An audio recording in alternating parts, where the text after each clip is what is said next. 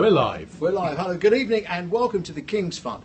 I'm Roy Lilley and welcome to this evening's Health Chat. We've got a very special guest lined up, but before I introduce our guest, could we just say thank you firstly to Interserve, who've been our sponsors and great friends and help us to bring these events to you, and of course to IMS Maxims, who tonight, we're very lucky, we're very fortunate to have with us from IMS Maxims Michael, who is going to say a few words of welcome. Michael, please. We must. A big round of applause for Michael. I want to say, I've got to get a train to Telford at 8:45, so if you just... Did you bring your birdseed with you this time?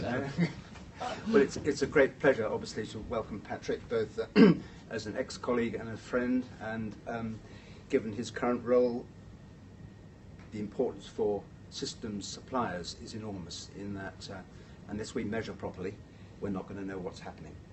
And all too often at the moment we cannot get just simple statistics to know exactly how we're performing. So we'll be very interested to hear how that is currently shaping up in his view. Oh, come on, give him the clap. He's so richly deserved. Let me see what I mean. You asked me to be short. Wait. He's here tonight. I can't believe it. It's Lord Carter of Bogroll, ladies and gentlemen.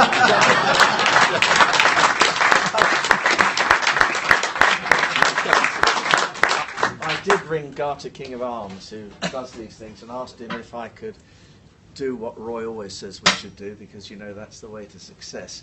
But he declined. So I'm stuck with my existing title. There you go. Lord Carter of Bogroll. I quite like that. Patrick, thank you very much for joining us. You've had a busy day today. You've been in the house. Yeah, watching the Queen of the State. What's it like?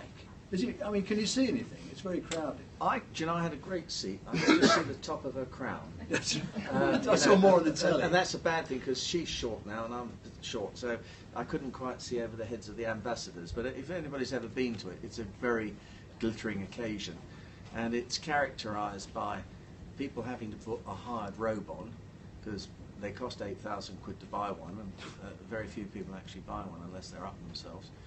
And everybody else rents one for 100 quid, and it's quite good business. And then you get the partners come in, and when I first started going 12 years ago, there were lots and lots of tiaras, and it was a sort of tiara competition, and people used to sort of rate it, you know. And somehow in this increasingly democratic society, the tiaras have got more and more modest. And it's quite interesting to watch that. One of the good things about the House of Lords is the number of women. And it just has a dramatic effect on behaviour. It's so much better. I've never been in the Commons, but people tell me, my own observation is that the presence of a number of women peers actually alters the balance of it, and it makes it a much better place to work. Speaking to Tanny Gray Thompson the other day, she was talking about getting around in a wheelchair, and she said the bad thing about the House of Lords is the carpets are too thick, because when you're in a wheelchair you can't wheelie anywhere with a wheelchair. That's true, but of course I'm on the committee which is going to make a recommendation about rebuilding it. And one of the big issues of the Palace of Westminster, of course, is wheelchair access, and it's appalling. I mean, it was finished in 1848, so did have wheelchairs. Maybe one would be forgiven because everybody was dead before they needed a wheelchair. But we've certainly got to do something about that. So what's going to happen? Is it all going to move to Birmingham? There are options. Which one are you going to pick?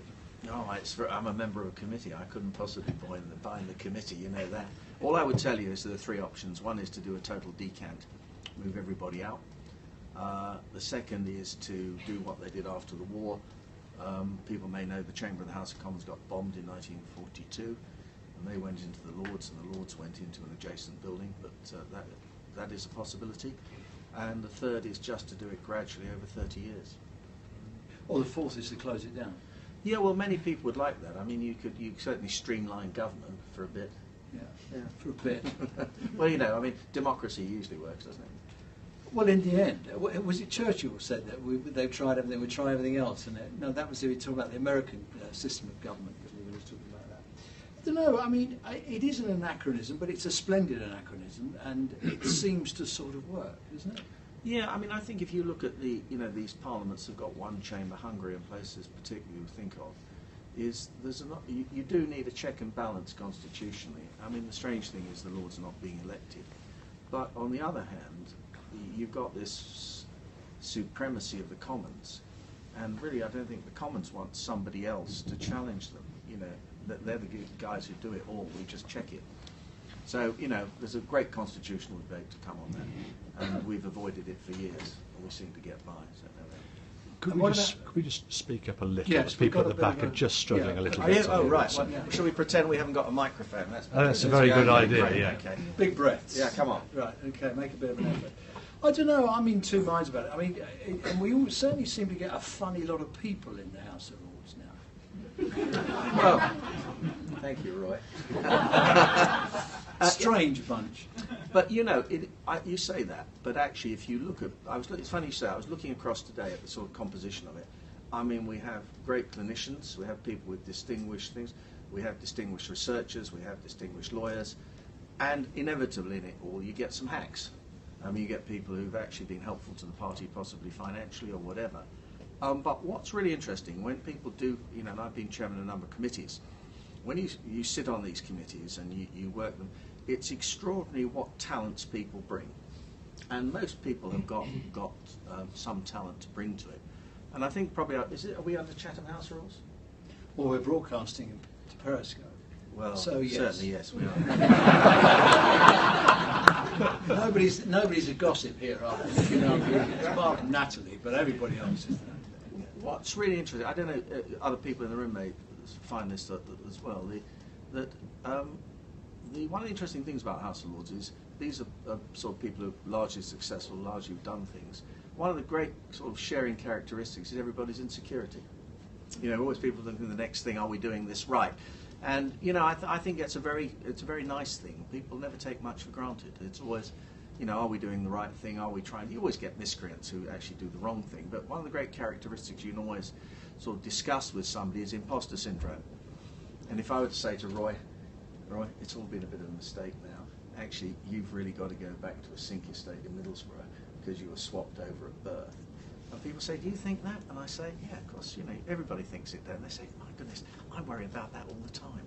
So, you know, it's quite interesting, isn't it, when you start to poke around in people's lives. So, you know, more modesty than you think. Well, let's have a poke around in your lives, because you were Brentwood School, weren't you? Yeah, that's right.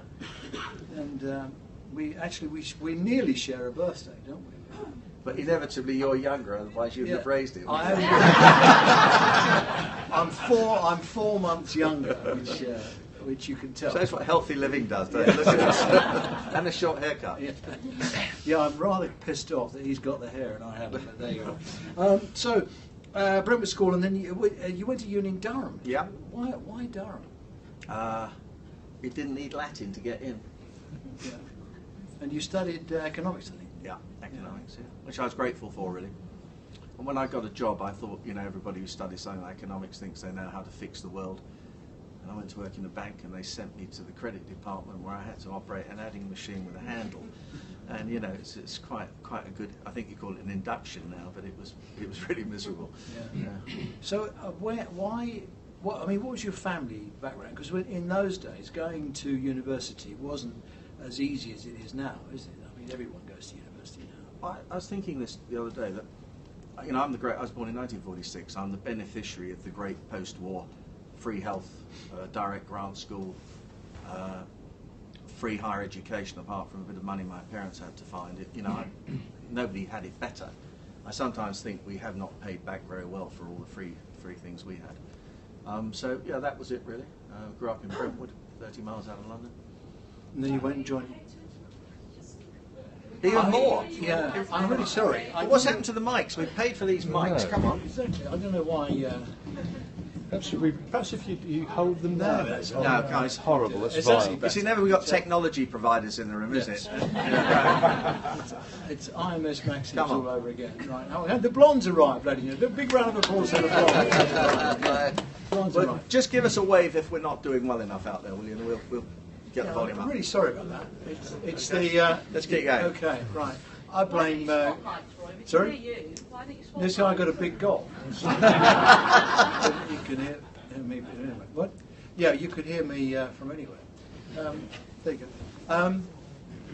I've completely lost my thread now. Well, oh yes, the House of Lords. No, not that. I know exactly what. The bank. What happened? Because then, I mean, you really, I mean, your business, your background is in business, isn't it? In companies.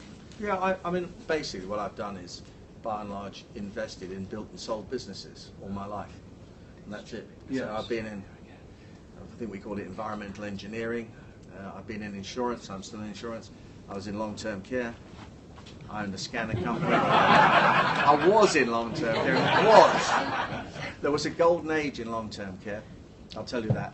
When you were pricing against local authority providers and the NHS in its old form. And that was the gap. And of course, if anybody was wise, you know that government is slow, but it grinds you in the end. Whether you're a supplier or you work for it, both things happen. And it's an interesting observation. And all these things are cyclical. It's a very interesting state, the long-term care business, or anybody who actually supplies things like that to the NHS. You was Westminster Healthcare. Yep. Are you still involved? No, I sold that a long time ago. Yeah. But I've been invested in a psych and drug rehab business, which we sold to the Priory about a year ago. Schizophrenia care I've been invested in. So I'm sort of out there, actively involved in that stuff. But the future of health care home type care, it's really very precarious, isn't it? I mean, we hear of places closing down very frequently now. I think it was Care UK saying they're really treading their margins. They've had their somebody else had their debts downgraded by Moody's. I mean, it's a dodgy time. And I think a dangerous time from the acute sector's point of view. I mean, we'll probably come to the report, but one of the key things in it is if we don't fix detox, actually the whole of the acute system will grind to a halt. And the way to fix detox is to have some sort of step-down care at a fair price. Now, what is a fair price? I remember a long time ago when I was in the long-term care business going to see the Secretary of State of the day with a group of other providers, and we were as usual, campaigning there wasn't enough money. And he held his hand up and he turned to his aide and he gave me this cutting. And it said, "Care home are killed when handbrake on Rolls-Royce fails and rolls over him." Now, it's a question of where the balance of fairness lies in these things. And those of you who've ever been involved in government financing will know the concept of sawtooth. The costs go up like this, they see them going up. The only thing they can do is whack it hard, it goes down, people nearly go bust, they refinance it again, it goes up. And it's a highly cyclical business. We could get on a plane and go to North America today. Great, same sort of pressure in long-term care in North America. Absolutely the same pressure. And so the big question is going to be, how do we actually get a fair price to sustain that sector, where people don't make supernormal profits, and we had a phase of that, where people actually, the margins were too great, and also aggressive financing sort of became overly important. It was how you financed it was more important than how you operated it. Now, I think CQC and all those things, we're getting it in the right place, but clearly there is a funding issue, which I know people in the department are thinking very hard about. Because, as I repeat, if we don't get that right, if you think about what happened in Cambridge, is there anybody here from Cambridge, Addenbrooke's? Okay. Would I be correct in saying that the CQC shut a large provider in the town, a large nursing home at one point, I believe, and I think Addenbrooke's had quite a detox problem built up on the back of it. What happens when you don't do that? You don't do elective care. And when you don't do elective care, you don't get revenue. When you don't get revenue, you get a deficit. And then you get help from the middle. None of us want that. So, I mean, that's what we've got to fix. Yeah. And you looked at, let's talk about pathology, because you looked at that, didn't you? Was that one of the first reports you did for the health service? In health, yeah. Yeah. And what's happened to that report? Well, I mean, I'd say until last year, a complete waste of time. Just to just give you the numbers, I think pathology costs about $3 billion a year across England only. And we thought certainly you could probably take just over 10% out, 350 million, by more cooperation, better buying of things, the usual stuff. In the course of that review, I'll share an anecdote. I went to a very big teaching hospital and it had the best analyzer line I'd ever seen. And the analyzer line was from me to the wall. And I talked to the management. I said, this is fantastic, this is world class. They said, this is one of the best lines in the world. I said, how many hours a day are you running it for? And they said, 6.5 hours. So I said, oh, well, that's good, isn't it? Well done, you know. So a week later, I'm in a hospital 35 miles away. I walk in. My goodness, there's another analyzer, just like that. So I said, how many hours a day are you running that for? They said 7. I said, but I just saw one like that, didn't I, the other day? Oh, they said, no, ours is 3 feet longer. Now, I mean, are we ever going to get smart, or are we just going to keep on going in the old way and limp along from crisis to crisis? Because not only have we got the current funding challenge, but when we get into all the smart drugs for oncology, all those things, if you need 5 different formulations to deal with a tumour, we're going to have to find the money from that from somewhere. And we've got to make sure that what we're doing now is as efficient as it can be, so we get ready for that next big wave of technology, which is going to have a high cost on it. Don't you? I mean, it seems to me that the breaking of the cycle, where all the trusts think they've got to deliver all the services, and with all, you know, by that I mean not just clinical services, but as you say, the pathology and all the rest of it. There isn't a willingness. I can't see a willingness to. Well, actually, probably that's not right. I mean, if you look at stroke care, for example, in London, I mean, Ruth Carnell did a very good job in that. We now have the cardiac centres and the stroke centres and all the rest of it. But it does take, you know, somebody with heavy boots, really, doesn't it, to push all that through? I don't know about heavy boots, Roy. I mean, I think that's the question that we've been trying to debate. How do you take these things forward in the NHS? What is the best way to do it? Now, you know, if I were to, you know, the old bookends, one bookend is you let everybody do as they like and hope it works out, and then when it doesn't, you just cut the funding and hope they will cut it and struggle through till the next time. Or the other end, do you actually try and show people what good looks like, and then try and actually take it department by department in every provider, and actually work with them to make sure that they can realise what good looks like in their own hospital? I want to get on to the report in a minute, but I'd like to explore a bit more of some of the other things you've done, because you do have a very rich experience. You sorted out the Manchester Games. Well, that was an interesting story, wasn't it? Yeah. So the older members of this audience will remember the Dome in 2000, and for the Labour government the Dome was a disaster. It was one of those vanity projects started by one government, endorsed by another, and it was a bit of a damn squib. And the next thing that appears on the radar are these Commonwealth Games in Manchester for 2001, and I think it became apparent, or around that date, it became apparent that the numbers were wrong. And the Prime Minister Blair in those days, he sort of was, I think, politically worried that they had another one. And for various reasons, I was asked to go and look at it. And I found a gap of £120 million and wrote a note to them saying either you scrap it or you give them £120 million. I bet they really enjoyed that. Well, they burned a hole in the in-tray. Well, it did, but you see, what happened was I go to see a junior minister, and this is quite a good example, and he said to me, well, surely it can be 75 million, it's not 120, you see, and I said to him, I was a bit fed up. I said, excuse me, I said, look, I've been working at this for 4 months. I'm not in the business of making up a number. I said, it's not 70, it's not 85, it's not 142, it's 120. In fact, it turned out to be 118 million when it was over. And it was an interesting thing. They found the money. It was a success. But at the same time, I told them to cancel the World Athletic Championships, which were going to be held at Pickett's Lock. Anybody who knows East London. And at Pickett's Lock, you couldn't get there. I mean, it was going to have a world event where you went on a bus, and the railway couldn't carry any more passengers on the train. I mean, it was just... Anyway, all I would say is if they'd gone ahead with the IAAF event at Pickett's Lock, we certainly wouldn't have got the Olympic Games, because we would have screwed up so badly. But we made Manchester work. It gave the government the confidence to bid for the Olympics, because we'd done it once, and then we went on to do the Olympics. You were on the committee? I was on, yeah, to bid for it and to make the choices, and it was really interesting. once we'd won it, I mean, the key for that was to get the money right from the beginning, and to not disappoint the public by having an overrun.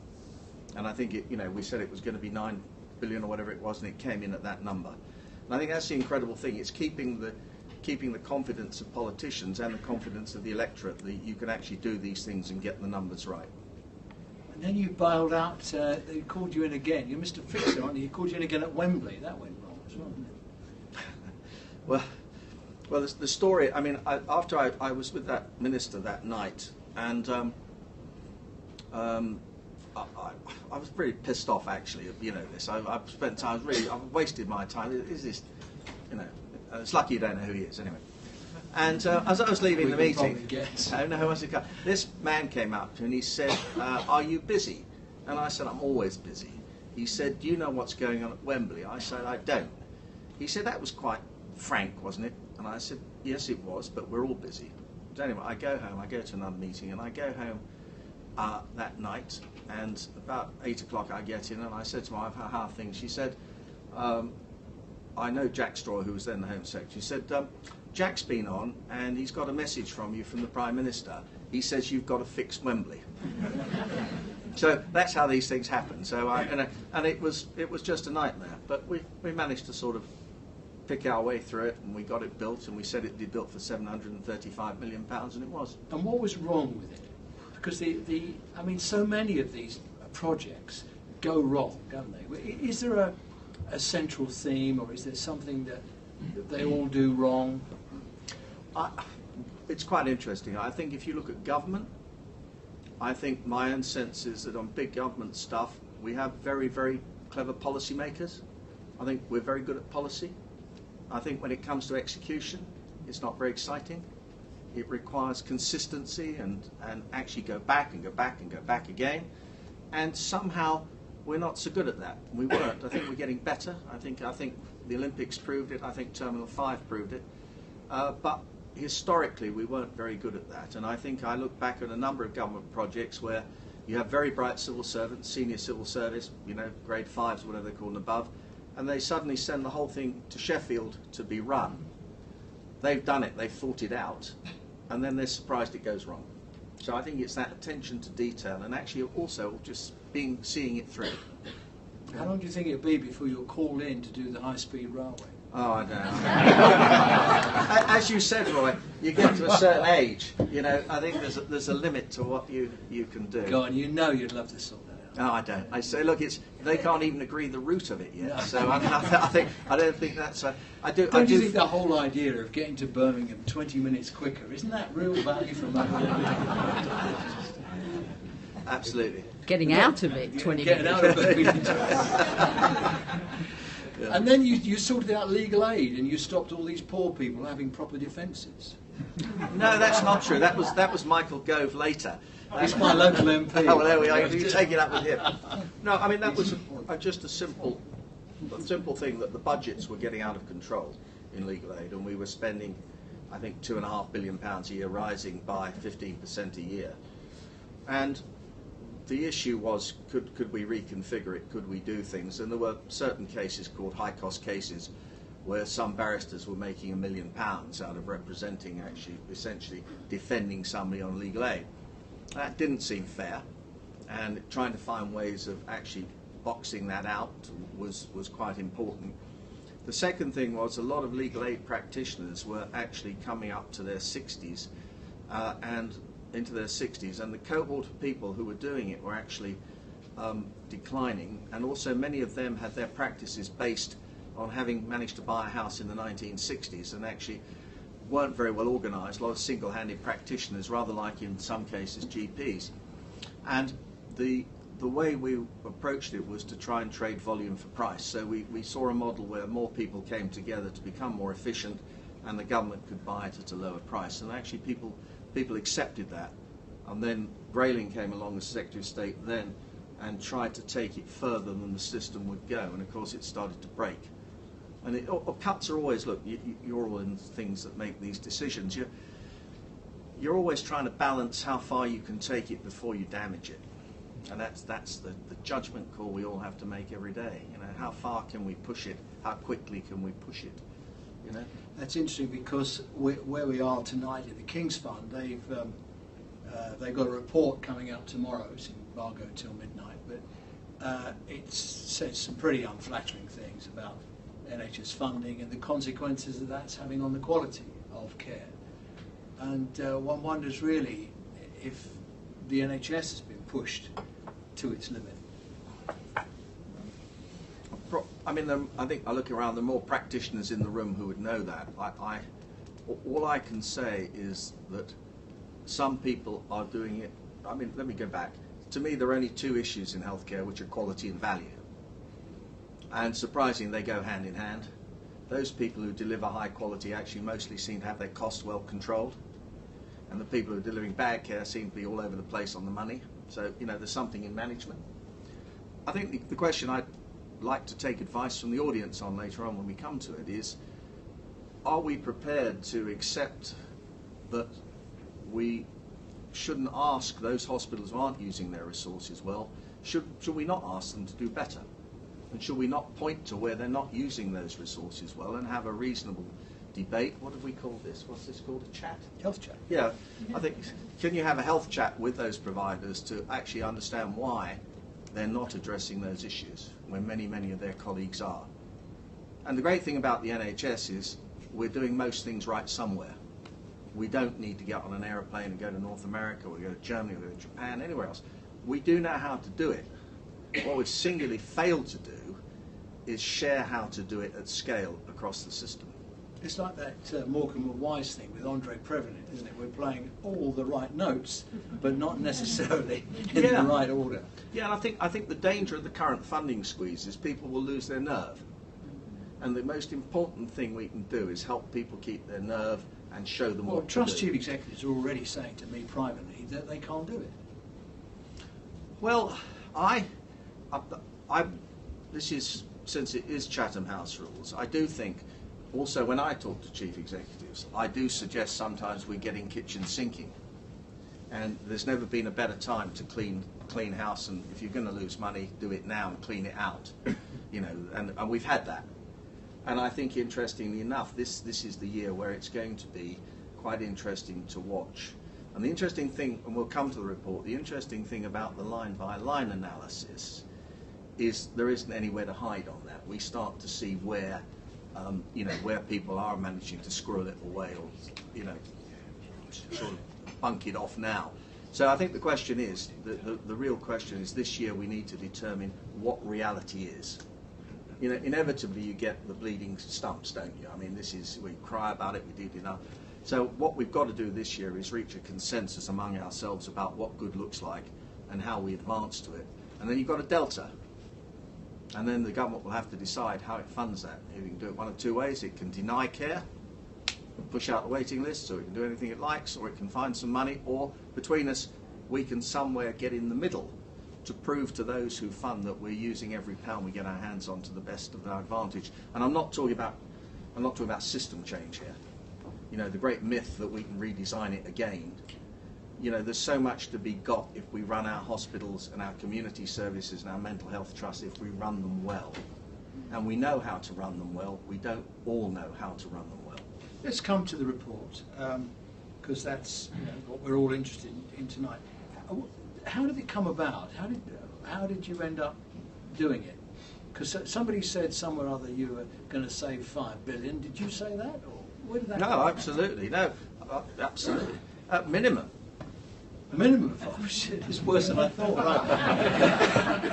Well, only because somebody said the other day the number's been back traded to 3, and since nobody had told me that, I was surprised. So anyway, this is how it came about. Richard Douglas. We won't all know who Richard Douglas is. So, you know, former finance director of Department of Health, very fine man, very experienced, and now on the board of NHSI. That's not Monitor, for those who... No, it is certainly not Monitor. We call it NHSI, not Monitor. Just to piss Ed Smith off, we call it not Monitor. Have you been on a customer awareness course? Yes. I failed. No, all it happened, actually it's quite funny really. Richard Douglas said, would I have a look at procurement? And I said no. He said, why not? I said, because you can look at procurement unless you actually work out how to get the whole system to adopt it. You'll have another report which will, gain you a bit of time for a moment or two, but it'll turn onto a dusty document on a shelf in Whitehall. Well, that's what you and I have in common, isn't it? Because we laughed about this when we met. Because years ago, I see Eve Richardson's here, the chief executive I used to work with, and I was chairman of Homewood. While I was at Homewood, when was that, 1992, something like that, I wrote a report for the... I was the chairman of the Standing Committee on Supplies and Purchasing. Yeah. We had a budget of about, I don't know, 3 billion or so. It wasn't very much in those days. And it was a complete balls up, it really was. And so when I ran it was a balls up, and I'm pleased to say it's still a balls up, really. But we wrote a report on how we should do stuff better and how we should procure stuff better and all the rest of it. It sort of mirrors everything after the report that has been a National Audit Office, all the rest of it. And you are right. I mean, the only person that made any money out of that was the shelf maker. Yeah, because it's stuck on the yeah, shelf. That's it. And so, I mean, it's interesting, it's right. Somebody said to me the other day, we're going through implementation of some of the work we've done. And somebody in Trust said to me, he said, I've worked on 14 strategies. He said, this is the first one I've ever worked to implement. And that there it is, that's it in an issue. So Richard said, I said, no, I won't do that. And he said, well, what would you do? And I said, well, let's just have a look at efficiency across the board. And the big issue was labour productivity. Right. I want to stop you there. Yeah. I'll come back to that. Yeah. Because you were the chairman of McKeeson's, Yeah. weren't you? So you have a huge experience of global healthcare systems, which must have fed into some of your thinking there. Well, Where do you think we sit? what, as a system worldwide? Yes. Well, I think, we all know the Commonwealth Fund data. The Commonwealth Fund would say we have, well, it depends what your criteria are, but the Commonwealth Fund would say we have one of the best systems if you measure it on access, outcomes and value.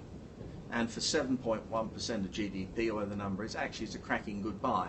Those of you who've been in the United States, 16, 17% of GDP, Germany 12% of GDP, outcomes not that much better, patient experience better, but the outcomes, I don't think that much better. So I think my own sense is, I think it's what makes me so frustrated. We potentially have the best system in the world if we could get our act together. Now, let me give you the pluses and let me give you the minuses. So on the pluses, our hospitals run full. They run too hot sometimes. 88% full. Now, we go to the United States, they're in clover if they're running at 63. And then remember, they don't get paid for 5% of the care because people walk into the emergency departments and have to be treated and not reimbursed. So we have a fantastic advantage, number one, of massive fixed cost recovery.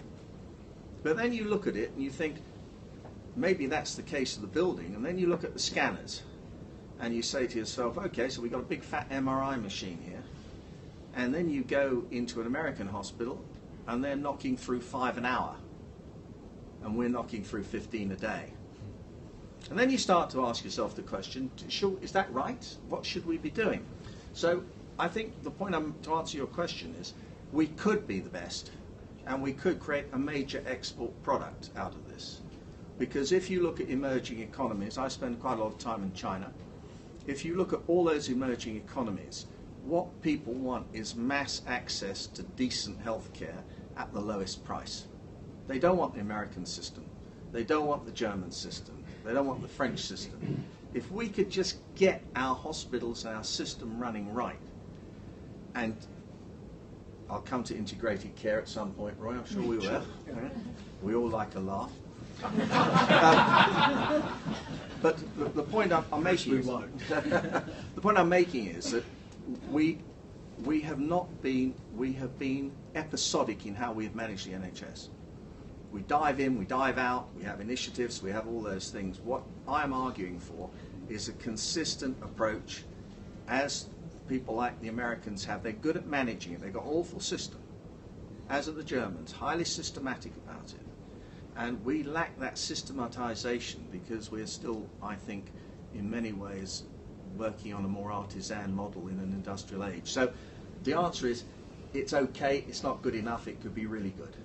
Well, we had Mark Britnell as our guest one evening. He was interesting because he travels the world looking at healthcare systems. He said more or less the same thing, if we just get our act together. So, I mean, I read the report and reviewed it, and it reads to me like almost like an operations manual for a hospital. And when I read it, I was thinking, you know, is this too detailed? Wouldn't it have been easier, for example, if you look at procurement, there are two approaches to this, aren't there? One, you could say to people, right, your non-pay spend is X percent of your turnover. Let's call it 20%, just to take a figure. So your non-pay spend is 20% of your turnover. Next year it's got to be 18%. The year after it's got to be 15%. So you just say to the board, we're going to clamp down on your non-pay spend. How you do it is up to you. Whereas your approach, perfectly legitimate, is to say we want to reduce your non-pay spend, but we want to be very involved in how you do it. You're going to send 20 reports a month up. We're going to drive you all balmy with data, and we're not here to help you. I Discuss. mean, okay, I think you capture the dilemma. So look, if we were starting from scratch again, you would go and look at how big hospital chains around the world work. And they have central procurement, electronic catalogues, no local discretion, unless you want to do about 92 keystrokes to get around the catalogue. Totally centralised. They have highly professional buying teams who take the cost out, and we all agree that we're going to use the same hip joint, don't we? Okay? So that's as cheap as you get it. The other hand, we have, as a result of our constitutional changes to health, we have freestanding NHS trusts, we have foundation trusts, we have people who are given a high degree of autonomy. Now, you can't actually go along to them and say, you're all now going into procurement 101 centrally. It just it'd be highly desirable. You know, if you ended up as the health Gauleiter of England, which you could, you know, you could actually say to people, as from the 1st of March 2017, you're all in one system, you key it in and you do it. But it isn't like that out there. So what we have to do... But didn't you have the opportunity to make it like that? Is the report a missed opportunity? Couldn't you have said, we are not going to really cut into our non-pay spend, our procurement costs, unless there is a much higher degree of centralisation? Well, I think if you read it, I'm saying that, but I'm being thoughtful about it. No, sorry, forgive me, Ryan. I'm the only one in the room that's read it, apart from you. No. I mean, let's have who's read the Carter report, and I will be oh shit, okay. I didn't expect that. What's on page 47? Where's the spelling mistake on page 28? Yeah. Look, here's the point.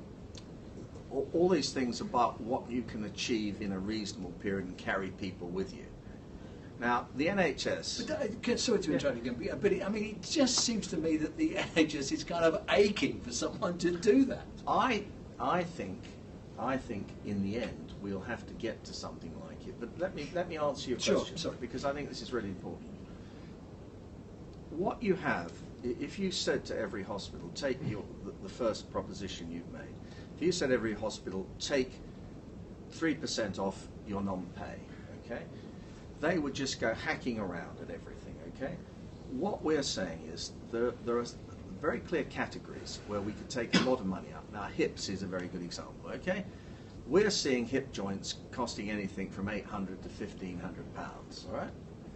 A huge range. Why is that range like it? I'll tell you. Yeah, tell me. Go because when I wrote my report, my report is bigger than your report. Now, when I wrote my report, I got buttonholed by some surgeons, right? Because I said the same thing. Why we got so many different hip joints? And where's Mike? Mike will understand what I'm going to say. He knows exactly what I'm going to say. And this guy said to me, he's retired now, but he said to me, have you ever seen a hip operation? And I said, no. He said, well, come and I'll show you. So I went into the theatre. It is the most awful experience. I mean, the patient is treated like a lump of meat. Their legs are shot in the air. They're bashed and walloped about, the bones are cut and the things are bad, and they've wrestled it in to get the alignment right. And I'm sitting there thinking, I'm going to be sick. Please don't let me faint. I should look like a pillock, you know. And I'm sitting there thinking, oh, you're very interesting enough. And there's the smell of barbecued meat, and it's just awful. The whole process is awful. Then he sews it all up again, and then we go and have a cup of coffee. He said, what do you think of that? And I said, wow, it's just a wonderful experience to see it work. He said, look, he said, I can do that. He said, because I use that hip. I was trained on that hip. I'm comfortable with that hip. My revision rate is much lower than the national average. I am comfortable with that. Now, if fine, I will use another hip, but I'm going to put it in your hip first. Oh, there you are. So that epitomises it. No, well, I mean, I think the orthopaedic profession should hire you as their spokesman. That was but oh well, okay. There you help me. Okay, now I think you've answered the question, because look, if you go for the model which is draconian and says you do it, it's never going to work. I mean, these people are professional, respected practitioners. Now the question is, how do you gradually shift it across?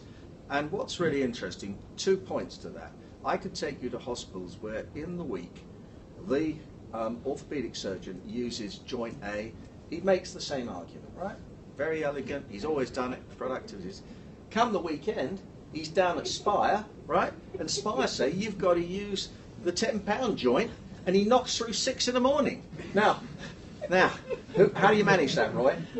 With difficulty. Yeah, right, okay. So, see my argument going up in the smoke. No, well, it's, as ever, it's difficult. So what we've gradually seen is exposing people to information. In a modern society, we're an information society, and this is what it's all about, and thanks IMS Maxims, that's your plug. It's an information society. And what we have found, and we have gone, you've got Tim Evans, we've got Tim Briggs. Tim Briggs work on orthopaedics. You go and sit down in a hospital and you go through the consultant's performance, you look at the revision rates, you look at the joints they're using, you look at the outcomes. And most people, in my experience, respond to data. Most people do not want to be a klutz.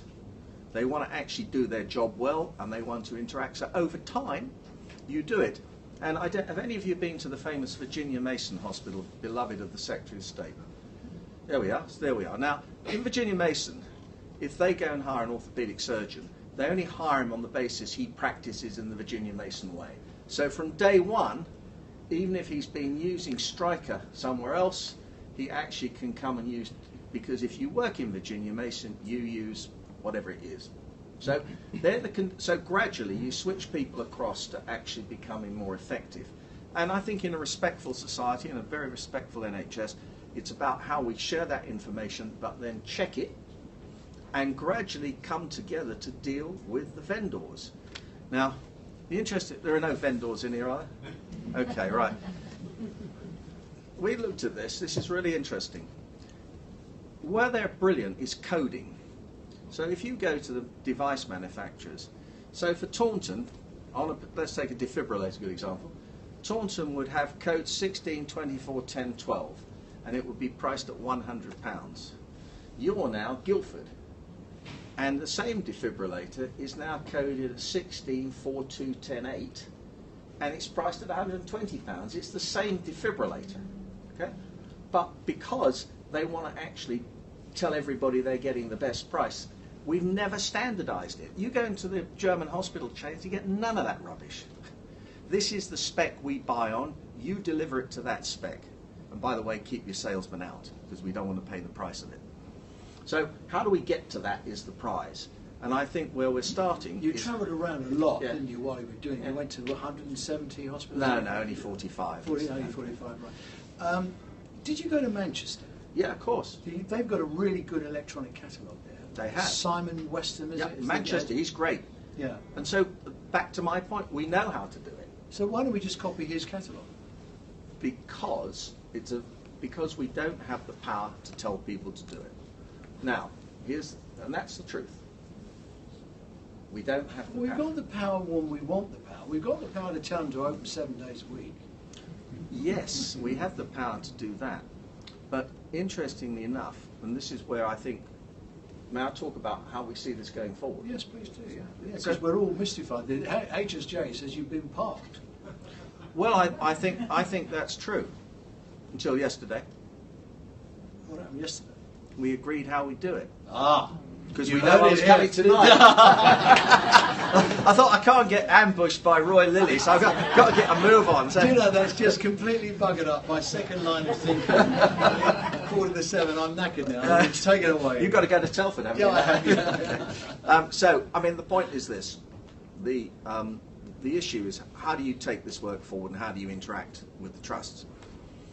And so what we've really done, and what we're building this program, is to have very detailed information on a line-by-line basis across the main specialties. You know, T&O, how all those things, how the cardiac departments work, what does good look like?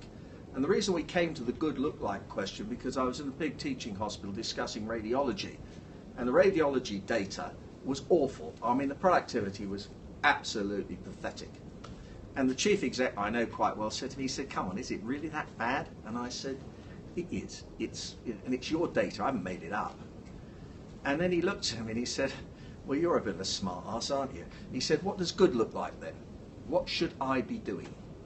And that's when you get to how fast you should run your scanners, and how fast you run your labs, and what you should expect out of your clinician productivity, and what a good rota looks like, and who should turn up when. That's what it's about. And so what we're trying to do, and some hospitals are doing it, what we're trying to do is have a series of dialogues, because all hospitals are different, but there are certain basic laws of big data which do show us we've got more information than probably anybody's ever had in a good place. Rotas is a very good example. We know what good looks like on a ward, and we know when people are specialing too much, or there's weak management and all those things. All I would report is every time we've had a dialogue about this on a line-by-line basis with chief executives, people have recognised it or they've objected, but at least we've agreed what good look would start to look like in their case. So on procurement, we thought a much better thing was to begin to establish two things, which was a specification for products, so we didn't get out-coded by the vendors. These are highly sophisticated, mostly American companies. I've got nothing against American companies, but they've had 40 years of people trying to buy smart, and they're smarter. And we here are the National Health Service, who managed to behave like a bunch of little shops when we're faced with a multinational giant dealing with us. And I always share that Benjamin Franklin, when he went to sign the Declaration of Independence, he turned to the bloke next to him and he said, "If we don't all hang together now, they'll hang us separately." And what the vendors have done to us is they've hung us separately. There's not one hospital I have been in where they have not told me they have the best price. And not one hospital has had the best, but one has. And they didn't know it. They were sublimely happy in their ignorance. So just explain to me what this now looks like. So you will collect the data from every trust on everything they're buying. Yeah. No, gradually rising. So you start with the first 100 things. Yeah, okay, so Yeah. incrementally over a period. Yeah. That goes into some massive Yeah, database yeah. somewhere or other. And then do you benchmark it blind, or do you do you do league tables? How are you going to do it? You're going to push it back and say to people, these are the best prices we're seeing. And that's all you need to do. Do you know, it isn't, and I'll tell you what people keep missing, it's not price, it's quantity as well as price. So when we started this, all these people, with these database people on prices, all came to us and said, "Give us a few bob, we will save you billions because we can show where the best prices are, and all you need to do is get on that buying pattern and all the money will drop out automatically." But of course, they couldn't do it. What was really important, nobody knew the volumes. And where we did drill down, and we had hospitals where people were getting crackerjack deals on the famous rubber glove, we then found that all the staff were putting 2 pairs on. Because they didn't believe it. Yeah. So, you can't just pull one piece out. So what you need to do is to get the data, sit down in a meeting where the chief exec's there, not the procurement person who says, "Do you know, I can buy this pen cheaper than anybody else," overlooking the fact he's had to buy a container of them and they get dumped on the loading dock, as opposed to something which comes in a tote and goes to a ward. And that's why you need a specification. It's so unprofessional compared with our global competition. Let's have a look at staffing, because you're looking at that as well, as safe wards, safe staffing. Okay, I mean, to set the scene for this, we had Robert Francis, who frightened everybody to death, and he sat in that chair, and he was a very interesting guest as well. And he said it's all down to the staffing. Then there was a scramble to get staff. A very bad time because a lot of the staffing places have been cut because of the austerity program. We then started to get agencies in. Everybody wanted to know what safe staffing looked like. NICE produced the most ludicrous piece of guidance I think I've ever seen. That 1 to 8, and if anything goes wrong, wave a red flag on a Sunday afternoon, and all of that nonsense. They've abandoned that now. Chief nurse seems to have walked away from the numbers, and the trusts have been told to get on with it. We've gone round in a circle on safe staffing, and here you are on page 26. 23. Sorry. You want to show us your graph? All right. So, nurses and non-qualified, about 20 billion, okay, across the system. So it's our biggest resource, it's our resource which is under the greatest strain. I totally agree, because we didn't get training right in 10. So, there's certainly a macro culpability in not doing that, and I think we're going to be regretting that for some years. When you look at the then NICE guidelines, they were, I believe, produced in response to Francis. When we asked NICE how they'd arrived at the guidelines, it was a very slow conversation. We asked It was them, based on a girl's work called Russell, and it was one piece of work that they cited, because I read it, and it took me ages to find the original work. And she didn't say 1 in 8, she said not less than 1 in 8. If it is, it gets dangerous. and they said the same. A piece of NAO work from 2003. That's right. Okay. Yeah. And another piece of work which showed that if the skill mix altered in some way, the certainly mortality rates changed. Very tenuous. We asked them, perhaps they could explain why these regulatory regimes, the state of California, New South Wales, New Zealand, why they had staffing levels which were significantly lower. And prescribed in law. And prescribed in law. Yeah.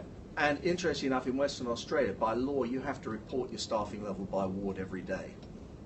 So, just consider that for a minute.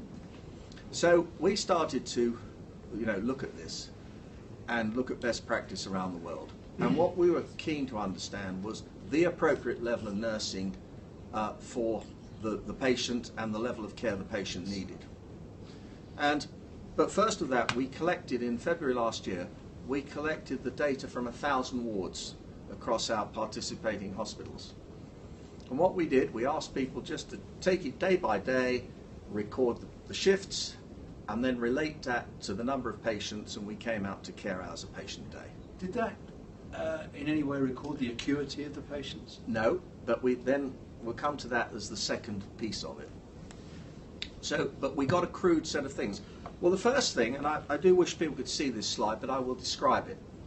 This is a ward in a hospital, big hospital, and you can't see, but basically it's a month. It's February. Number of things. Staff drops at the weekend, always. Every weekend, staff drops. Most weekends, agency is called in. What a surprise. But I'd expected that.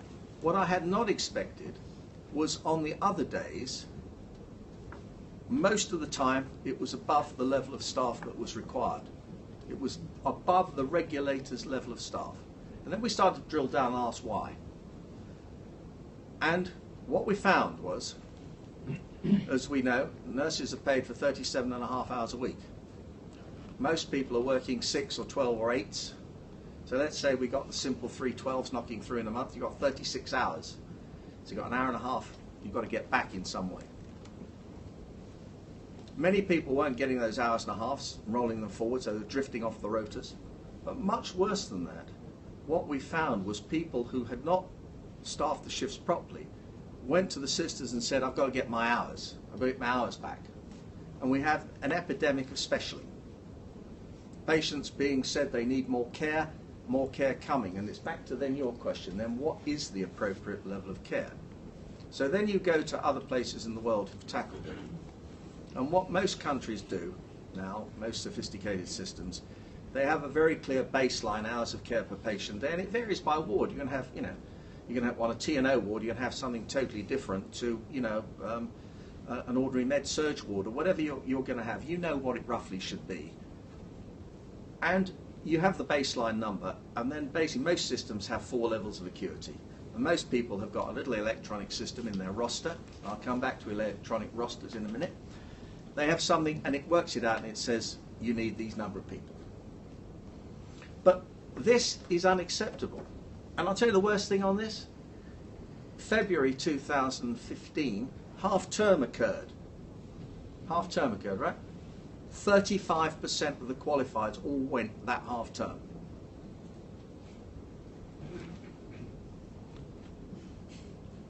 I thought we were meant to serve patients.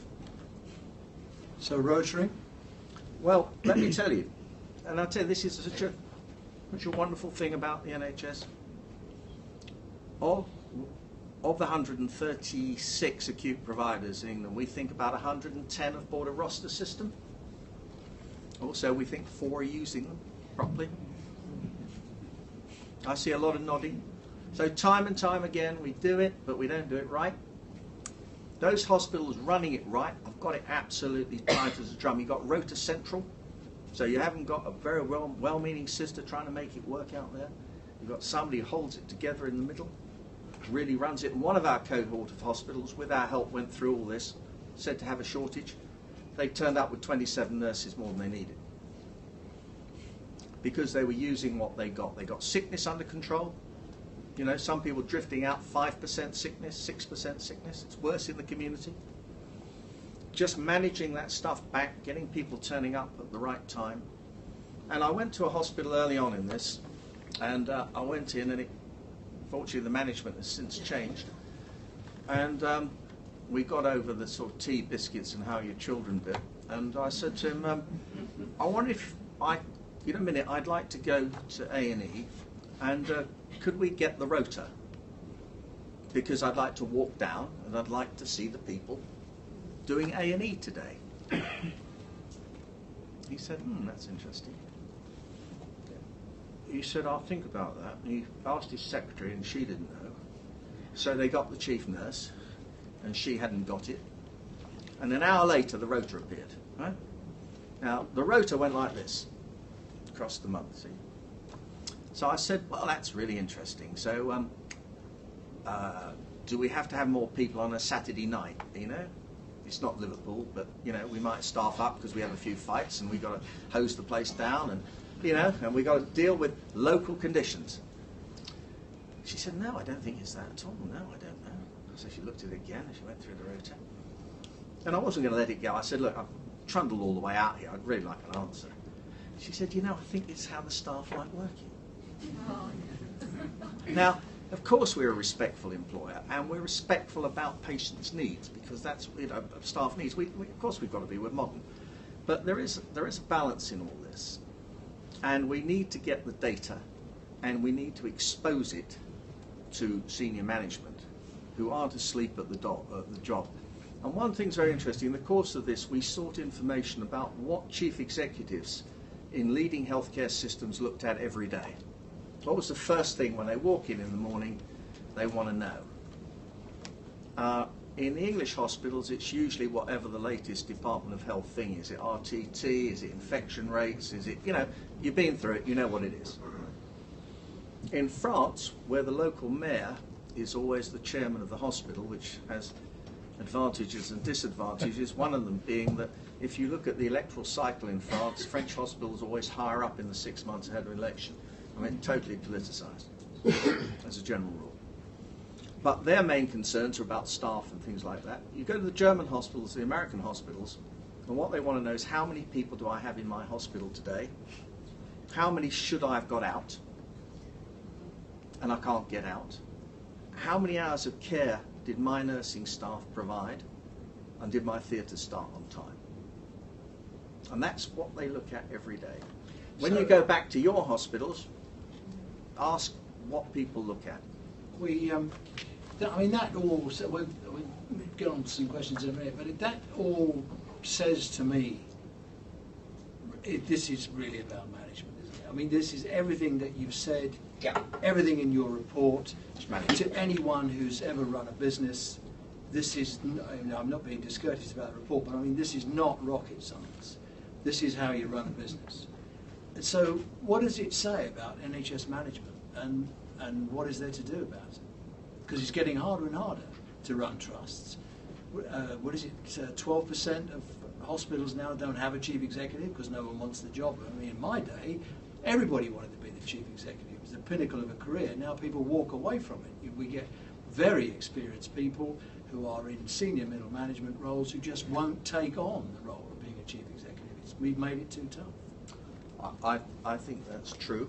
And, I mean, we do have a blame culture, and but on the other hand, I'd say against that, we do have some extremely well-run hospitals.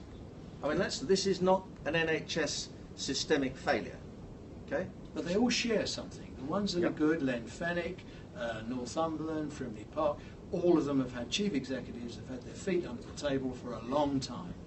Absolutely. And what we haven't done, we've put people in appropriate jobs. And when they get into those jobs, the data available to them to make those decisions is not particularly well formatted. You walk into a troubled hospital, unless you know you have data to show you that your T&O department isn't running right, or your pharmacy is substandard, or your radiology is the wrong price, it's a hell of a job. And frankly, even if you go and hire Price Waterhouse, they don't find it either quickly enough. You know, what did we spend last year? 650 million on consultants. Yeah, we won't this year. Sorry if anybody's listening. So what do we do about senior management? Well, I think we. Sorry, just to give you more food for your argument, for your reply. I mean, now we've got 5 hospitals that are being run by chief executives that are running more than one hospital. Is that the future? I think clearly there are a number of people who think that chains are the way forward. And you can look at that, and we've had mixed experience, have we not? On the plus side, I would say David Sloman at the Free has gone about it systematically with Barnet and Chase Farm, got a plan, got capable management, stuck to it. I think Frimley Park, with a few wobbles around Heatherwood and Wexham, largely about clinician practice and things like that, are getting on with it. Slowly, being very thoughtful, getting good advice, getting good data, working with clinicians to do it, not forcing things down people's throat, but working very constructively. Conversely, we go to King's and the disastrous mergers down there. So the point about it is, I do believe that we will see increasing numbers of chains. It'll be slow, and one of the keys to running a chain is data. And if you're taking, look at probably the most challenged group of hospitals at the moment in the system is Barts and the London. And Barts and the London was challenged, and then it ups that challenge by taking over Newham, and it takes Whipps Cross. So you have a 1.4 billion hospital system with inadequate data, forcing a merger through that was actually designed to deal with a political problem. So to answer your question, first question, I do believe we'll see chains, and I think you see the beginnings of them now. Competent people, not overstretching. And you think of the wisdom of Jim Mackey in Northumbria when he was under pressure to take Cumbria. I can't. Is that all right? Shall I stop? It's your mum. So here's the point, that it is actually doing it well and slowly, and I think we will see it, and I think that will help us. Slowly, there's a key word there, Slowly. isn't there? Because, you know, Slowly. it's on the hurry up for everything. I know. People have to deliver. I mean, I am slightly more optimistic since Ed Smith and the Jim Reaper have taken over at Not Monitor. But there's still an impatience in the system. Yeah, I think, look, you've got political impatience, you've got financial impatience, and then you've hopefully got some wise people actually saying, let's do it right. And I think I feel myself in that camp. And let's work our way systematically through the hospitals, helping them find out what they can do, sharing the best practice. And, you know, it's boring. You can't go on the Today programme to talk about it. So in a sense, what the system needs to do is to find some things that you can go on the Today programme and talk about, but let all of us get on with trying to make the NHS work. There are different agendas. Well, we certainly share that agenda with the Academy. Fabulous stuff. I mean, when we started that, we had no idea where it was going. But now, you know, 500,000 page views later, you tell me people don't want to know what good looks like? They do. And so it's our job to help them find it. But also, not in a didactic way. It's to, what we've done, we've gone along with this data. And, you know, first thing everyone wants to do is argue about the data, isn't it? You know, well, that's 2 years down the drain. So what we said to people, look, it's roughly right. And when it's roughly right, you're still in a bad place. Yeah. So why don't you have a chat about that? Do you know, people say, you know, actually, all right. They give up the data speaks. And Right, who'd like to make a comment or ask a question or say, oh, we're good. Okay, let's start. I'm going to start with the gentleman at the back, and then I'll come to you, sir, with the green shirt. Yes, far away. Would you stand up and give us give it a bit of welly? Sure. My name's Annie Banerjee. I'm an academic and consultant cardiologist here in London. Thank you very much for your comments. What I heard was that if we do it right across the board, the NHS will be the best. Data is really important. Today, two things very importantly happened. Firstly, just a while ago, news been released that the duty of the doctor's contract has been agreed with them. Secondly, there's been a conference I've just come from about celebrating 10 years of the NIHR. And you're talking a lot about data, but you didn't mention research. Both the Francis and the Care reports are quite clear that failing hospitals, failing trusts are lacking in research culture.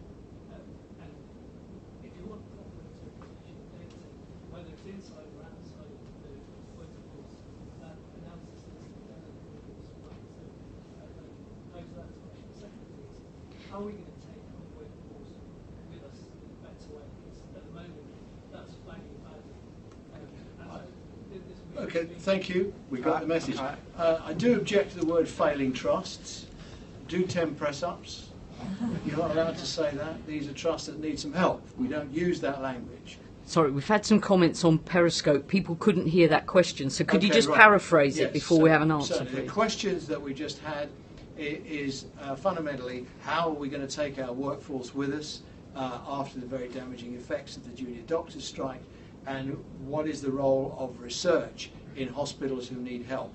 The questioner said they were failing hospitals, but we've taken him out and shot him. Lord Carter. Okay. Challenged hospitals, shall we say. I think taking the workforce with us is about sharing information. I really do.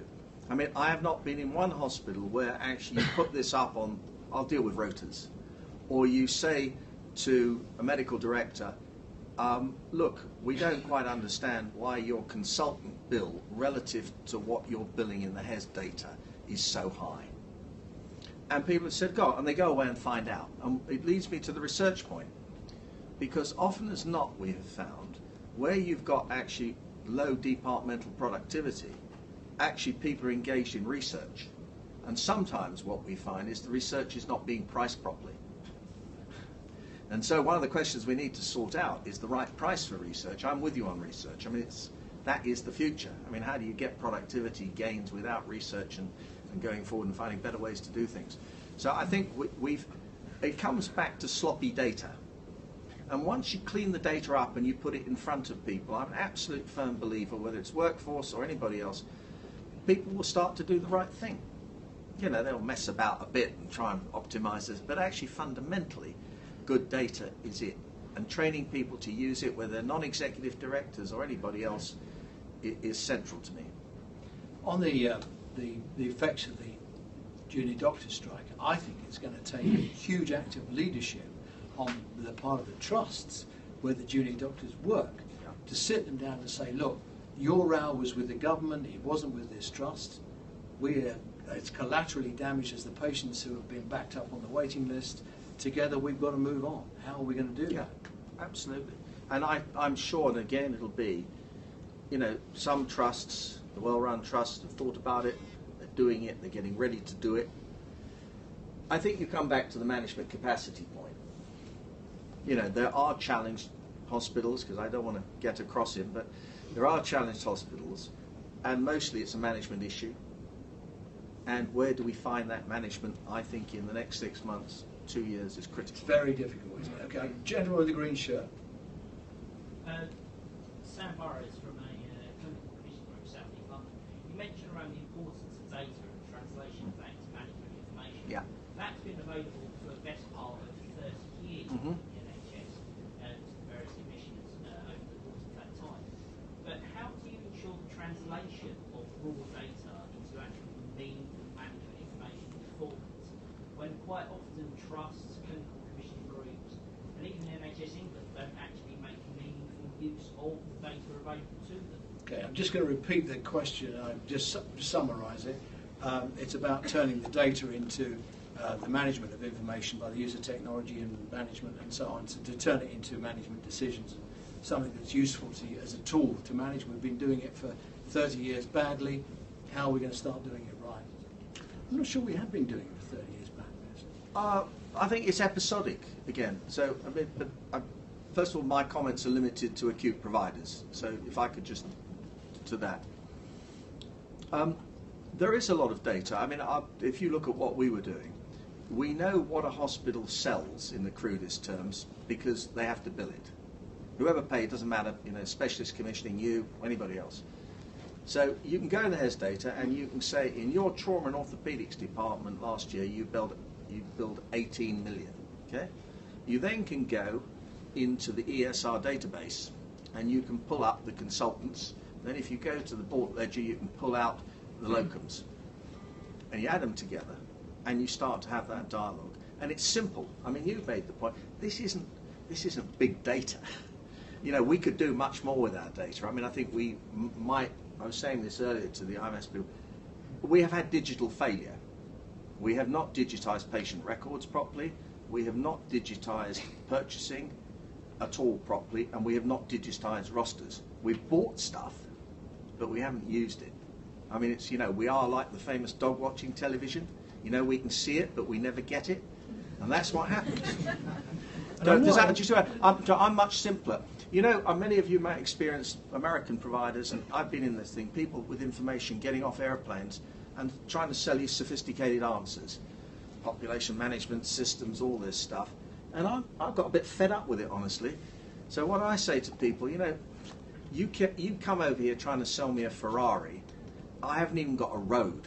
I need a four-wheel drive truck with some basic information that the people I'm talking to will respect. You know? And when I sit down, if I get a bit of data out, somebody says, I know, I've got 16 consultants working in this space, and I've got 84 nurses, and I'm spending this much on prosthesis, and then I look at the next 5 hospitals, I tell you, you get a very fast debate going. I'd hope to get more sophisticated than that later, and I know people in the commissioning field can do so much more. But for this wave of the effort, I just want to get the hospitals spending the money right. Right, hang on, I'm going to go to Patrick next, if you don't mind, because Patrick is our sponsor. And so we will listen carefully and give him a nice answer and mention Interserve in the answer. Yes, Interserve. Interserve. Thank you. And we have the same name, which is really very... Yeah, the other Patrick Carter. So 2 themes I'd like to commentary around. One, you threatened to come back to integration. Yeah. I'd like to hear some comments around that. And the other is, there's a lot of talk and some activity around accountable care organisations. Is that the beginning of the end of the commissioner-provider split?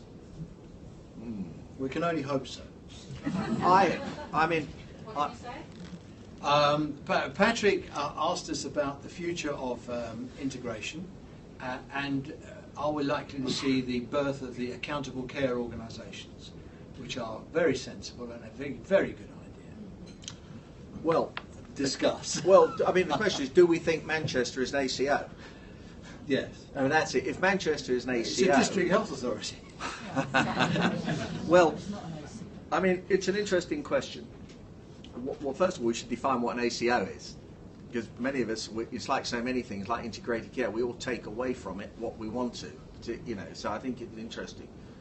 From my own point of view, I do believe that accountable care organisations are the way to go.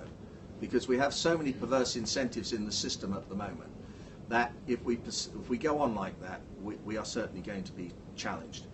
The relationship, I see people nodding that Manchester is an ACO, but one of the interesting questions I think we're going to find, what's the Manchester healthcare economy? I can't remember. 6 billion, is it? 6 billion, 3 or 4 billion acute providers, 9 acute trusts, a lot of overlap, a lot of stuff, a lot of big personalities, all those things. I think if anybody can do it, Howard Bernstein can, and I go back to the Commonwealth Games because it's him who got the 120 million quid. So he's very good about getting money from central government. So let's bear that in mind. I personally think that we need much more of a guiding hand in the healthcare economy.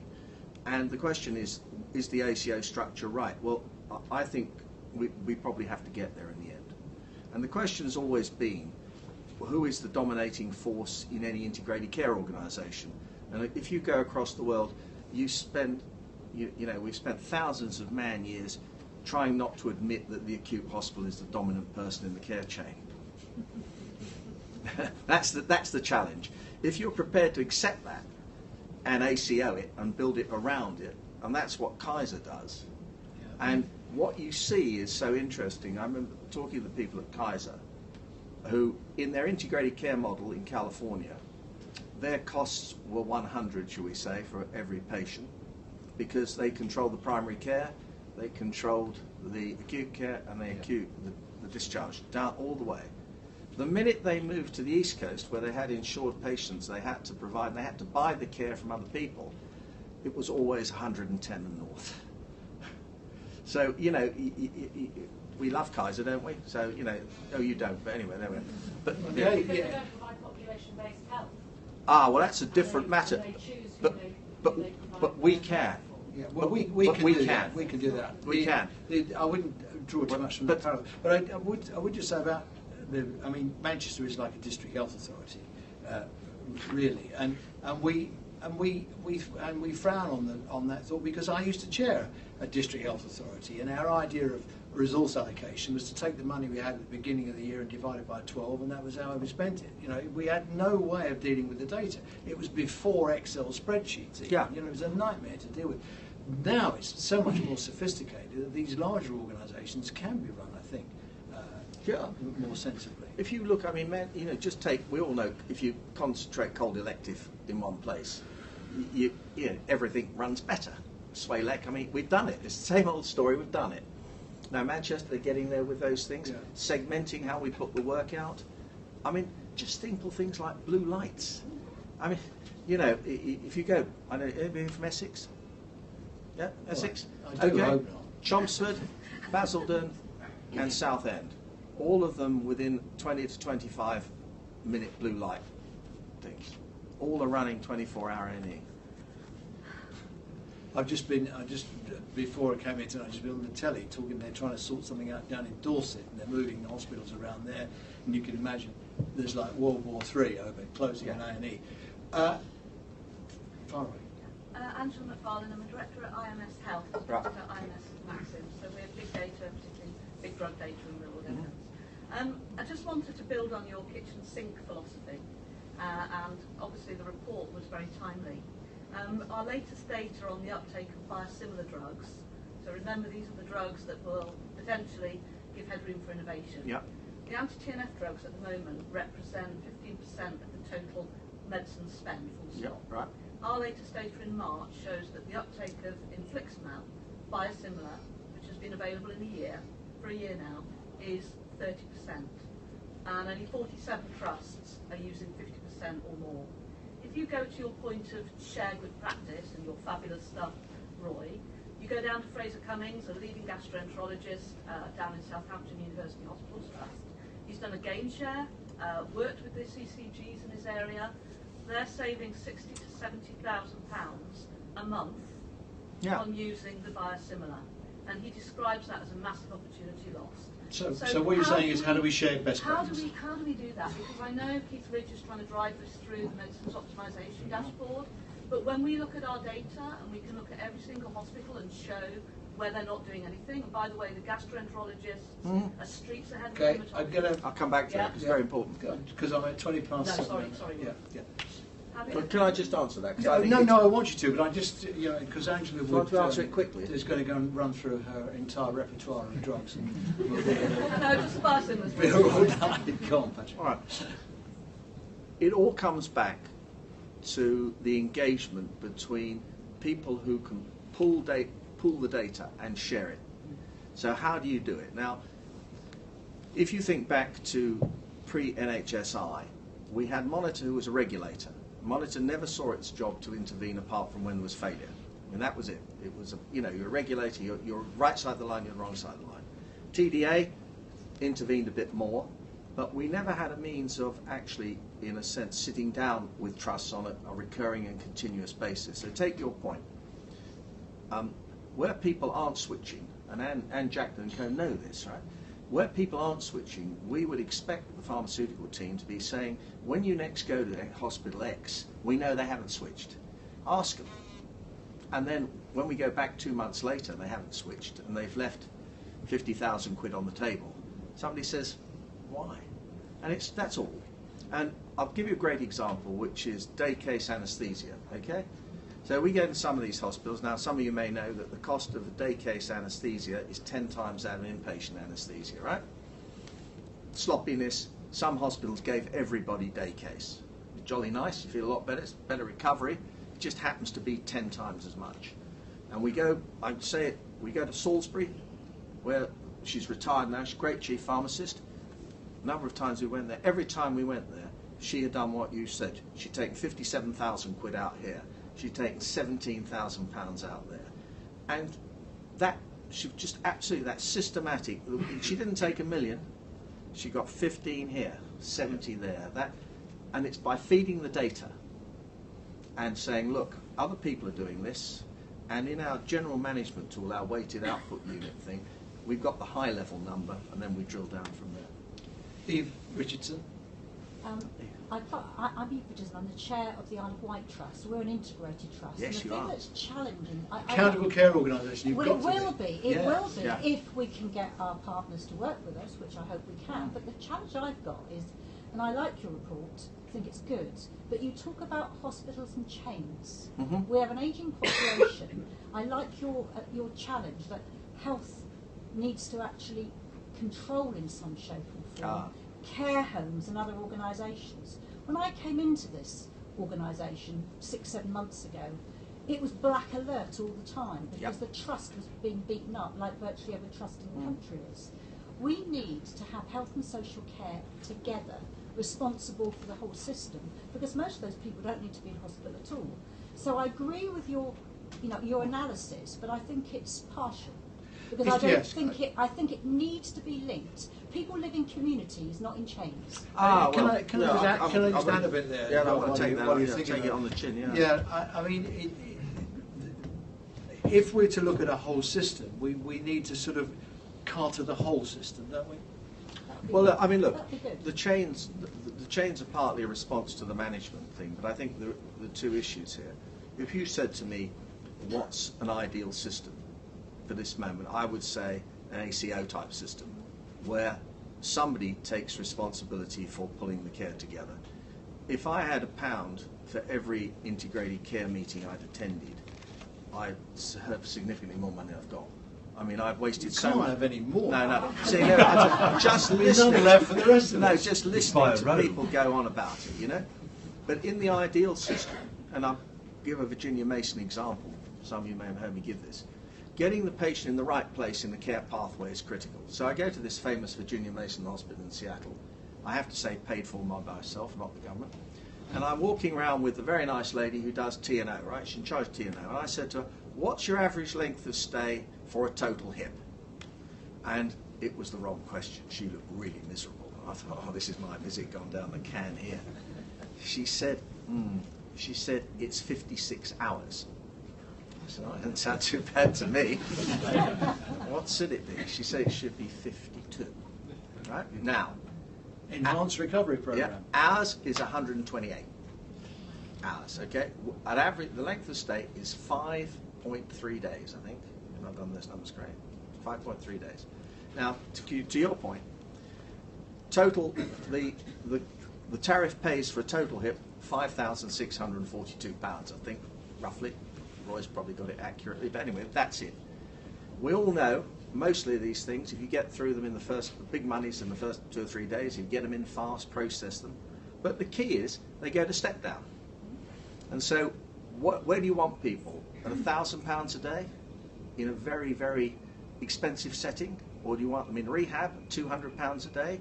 Or, to the earlier question, do you want them in some sort of convalescent with no intervention? It's just sort of, parking. Getting people in the right place in the care pathway is absolutely critical. The tariff doesn't help you with that at the moment. We've got the wrong structure. So, as part of the wider exercise, we just have to get this right. We have to get the incentives right. But in the meantime, Yeah, and you're on the board of Monitor, aren't you? You're going to drive. It's not this Monitor through. anymore. Not Monitor. That's right. Sorry. Is that a trick? No, I honestly I can't get it in my head what it's actually called, so I just call it Not Monitor. Yeah, not Monitor. Blonde, do you have a question? I haven't got a question. I'd just like to say, Lord Carter, you absolutely have whooped Roy Lilley, because we have never ever trended nationally at #1 on Twitter, and Lord Carter is trending. Roy Lilley has never trended at #1. I just wanted to point that out. Well done, Blonde. And unfortunately, we don't have Great any observation, more time. There's a gentleman in the back of the blue. I'm really pissed off about that. Gentleman with the blue tie. Yes, far away, sir. Thank you, Chairman of Liaison. We spend a bit of time trying to reduce costs with locums in the NHS. But moving away from that, Roy Lilley, we all know, loves the CQC. Absolutely loves it. If we spent the money on the CQC, to pick up your point, on what good looks like, so spent some time actually looking at the NHS sector, what good looks like, would that be a better use of money? You're talking 200 million here. Well, what do you think, Roy?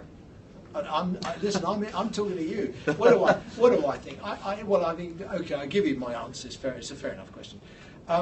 I think we started the CQC at a time when we couldn't do anything else. Yeah. It was Kennedy's report into Bristol.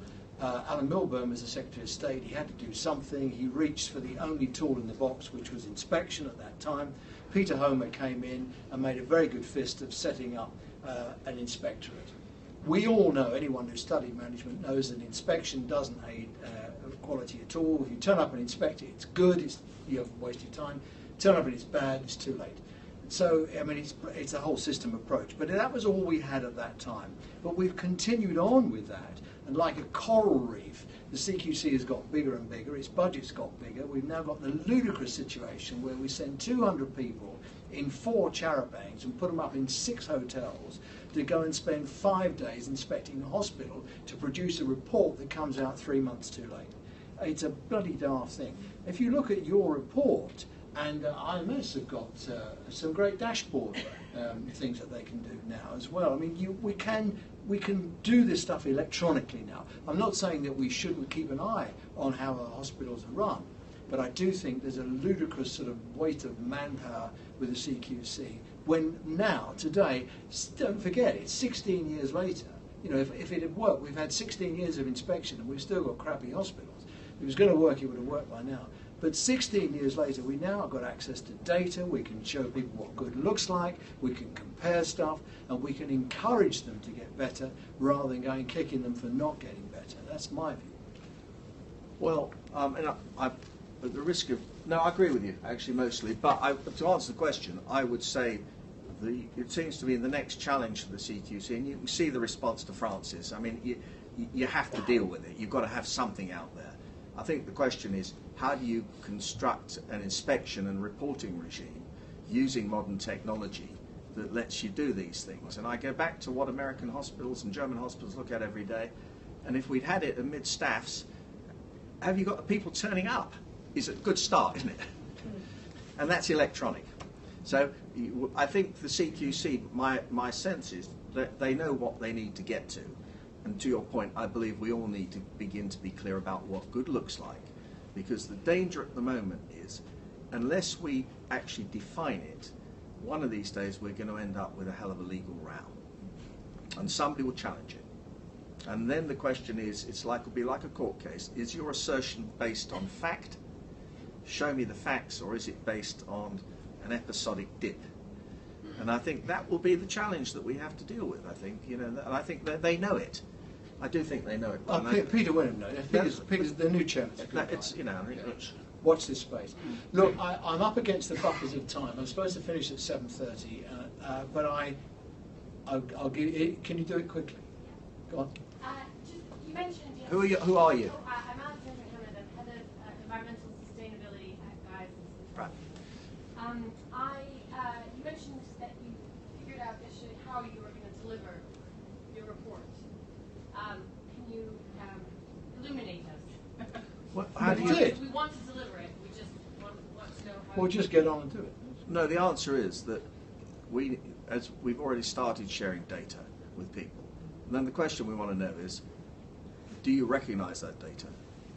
And if you don't, why not? Because if you're out of field, we'd like to know. You've got particular issues of guys. So, but in the end, get to what is real and agreeable to it. Share the data with us. We'll publish it for you. Right. Yeah. One quick. Shane. Very quickly. I think working in health takes courage, and I think leading in health takes great courage. And we've discussed some of the challenges for CEOs and other things. Your report and the way you present it, I admire the pragmatism around it. But I just wonder if you have any words of wisdom for those people who out there are working in a low-risk industry with little reward for being courageous and making some of these changes.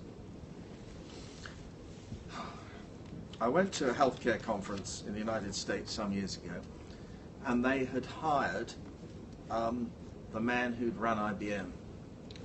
He wrote a book called Elephants, or Who Says Elephants Can't Dance? Rosabeth Moscanto? No. Harvard? Lou Gerstner. Okay, anybody now? Lou Gerstner, and Lou Gerstner was paid $250,000 to give 2 speeches of 1 hour each, and that apparently wasn't easy because the row was how big was the jet that picked him up? Could he stand up in it or not? Anyway, that gives you a little context. Very successful conference. Mr. Gerstner gets up and he comes to the podium and he gives us the standard leadership speech, right, with a little bit stuck in for healthcare. And we listen, and it's, and he's going to give us a copy of the book. A very nice lady, and you have to say who you are, sticks her hand up, and she's Joyce from the Baptist Healthcare System in Nashville or something like this. And she says, "Oh, Mr. Gerstner, that's a wonderful thing, As we go back to our hospitals, you're a great leader. What do you think the main motivational factors are that we should share with our staff?" And he looked at us as if we were dirt, and he said, "Fear and greed." Now, I answer your question by saying, actually, the NHS is a noble cause. And if we can hang on to that, and we will get through this period, we have got, with Jim Mackey and Ed, we've got a chance. But we all have to do our bit. We can't just sit there and say business as usual. And believe you me, the Treasury, even if the Treasury bails again, let me give you the numbers. The NHS in England consumes the whole of VAT. National VAT is 120 billion a year. That is it. And it all comes to the NHS in England. Forget the Scots and the Welsh and the Irish. It all comes to us. Every billion, and there are mathematicians, every billion we need or we can't find, it's going to go on a tax because we can't borrow anymore. So if you see the numbers like that, we are at the buffers. And the odd billion here and there may help us out, but it ain't going to solve it. And we have to solve it. And I believe people can. Actually, I am actually surprisingly optimistic about our ability to do it. I do think we have a leadership thing, and I think in Jim we've got that. I do think we have been very poor at technology. I really do. But the key lies within the institutions that deliver that care. And I believe actually with help people can get there, but it has to be help. We can't bully people into this. This is not a bullying culture. But on the other hand, nor should we tolerate actually slackness and people bunking off and actually not leading their organisations properly. There we are. And that's a great note to end on. Thank you very much.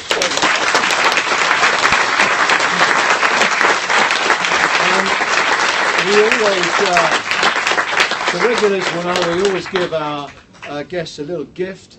It's a bottle of whiskey. Oh, thank you. But it's not ordinary whiskey. It's Welsh whiskey. And it's the finest whiskey ever made. Brilliant. And the good thing about it is it's quite expensive, and it's just over the level at which it has to be in your declaration of interest. And we just want to be there. Well, thank you, Roy. We've had a great evening. Thank you, Patrick. Thank you very much. Coming up with Ladies and gentlemen, don't forget Duncan Selby is our guest in June. Book quickly, tickets are flying out. Thank you.